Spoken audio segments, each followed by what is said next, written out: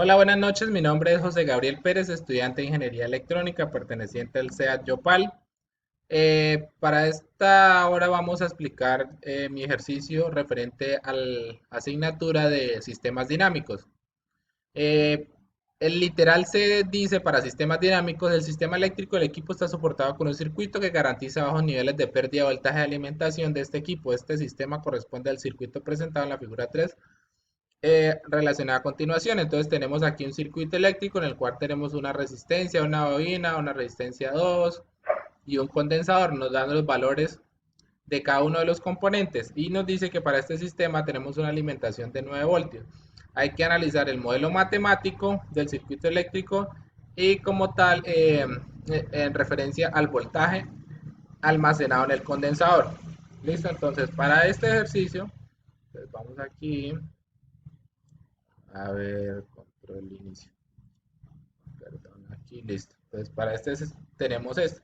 Tenemos aquí el circuito. Entonces, aquí tenemos como en la primera parte, como tenemos una malla, ¿sí? Entonces, tenemos que el voltaje total en esta malla es la suma de las caídas de tensión en esta malla. Eso lo tenemos por Kirchhoff. Y aquí tenemos un nodo en el cual nos dice que, pues, que tenemos un igual voltaje en la resistencia 2 como en el condensador. Eso por tener dos cargas en paralelo. Listo, entonces tenemos que para la malla uno tenemos que el voltaje en la que es la sumatoria de caídas de voltaje, esa sumatoria, esa es el voltaje total de esa malla. Entonces tenemos que la sumatoria del voltaje en la resistencia, en la bobina y en la resistencia 2. Listo, entonces para la resistencia uno tenemos que igual por ley de Ohm tenemos que el voltaje es igual a la intensidad por la resistencia. Entonces el voltaje en la resistencia uno pues IR por R1. Listo, entonces, y como es una malla, los tres componentes tienen, por los tres componentes fluye la misma corriente. Sí, entonces, por lo cual tenemos que la corriente de la resistencia uno también es la misma que la corriente en la bobina. Si sustituimos esta IR1 por IL1, entonces tenemos que el voltaje en la resistencia uno es igual a 10 veces el valor de la corriente en la bobina, que sería igual a 10 veces la corriente en la resistencia. Sí, eso tenemos, digamos, el primer valor de nuestra primera ecuación. Para el segundo valor tenemos que el voltaje en la inductancia está dado por está dada por la derivada, el voltaje en la bobina está dado por la derivada de la corriente sobre el delta T. Entonces ahí tenemos, reemplazamos el valor de la bobina, del valor de inductancia de la bobina en Henry's, 3 por la derivada de la corriente de la bobina sobre delta T. Para la tercera componente, el valor en R2, entonces tenemos que es igual IR2 por R2, donde la IR2 que como la resistencia 2 vemos que está en medio de una, está afectada por la corriente en el condensador, entonces esa corriente en la IR2 es la diferencia entre la corriente de la bobina y la corriente del condensador. Ten en cuenta porque por uno le está afectando la corriente de su malla, que es la misma de la bobina, y por el otro por la corriente del condensador. Entonces esa diferencia de corrientes por R2 tendríamos el valor del voltaje en la resistencia 2.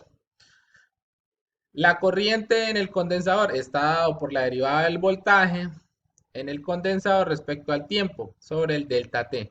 Reemplazamos, sustituimos ahí los valores que nos dan y tenemos entonces la ecuación de esta manera. Ecuación de la malla 1, entonces aquí pues 10 y L más 5 y L, tenemos 15 y L, y ahí tenemos la ecuación de la malla 1. Para el nodo 2 como tal, entonces como habíamos dicho al principio, el voltaje en la resistencia 2 es igual al voltaje en el condensador. Eh, sí, y tenemos que la corriente en el condensador es igual a el condensador sobre la derivada del voltaje del condensador sobre el delta tiempo. Sustituimos el valor de carga, de capacitancia del condensador, que es de 4 faladios, y tenemos ahí entonces que el voltaje en la resistencia 2 está dado por la corriente, en la diferencia de las corrientes por el valor de la resistencia. Estimamos el valor de la carga que lo tenemos arriba, el valor del condensador, y despejamos. De esta forma tenemos la ecuación de la malla o del nodo. o tenemos la ecuación 2 de ese nodo, saliendo de ese nodo.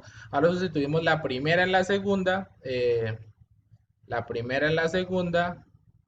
sustituimos, despejamos según lo solicitado en respecto a la derivada de la corriente en la bobina y respecto a la derivada del voltaje en el condensador. Despejamos.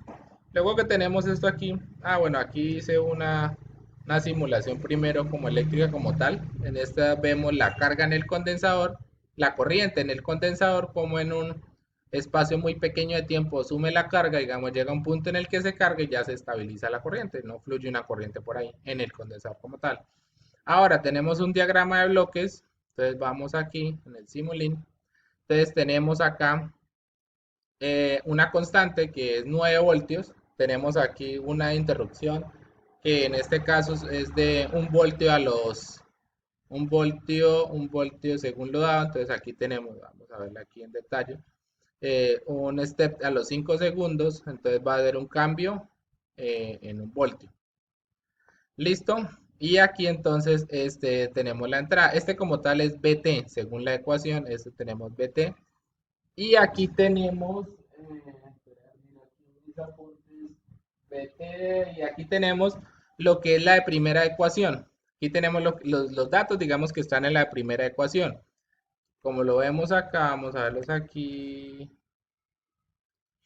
Tenemos un tercio, menos un tercio y 10 tercios. Esos son los tres datos que deben llegar aquí. Entonces vemos aquí el 10 tercios, el menos un tercio y el un tercio que llega aquí. Son los tres datos que llegan aquí. Solo que en este tenemos los datos de la corriente de la bobina y en este tenemos los datos de la corriente en el condensador.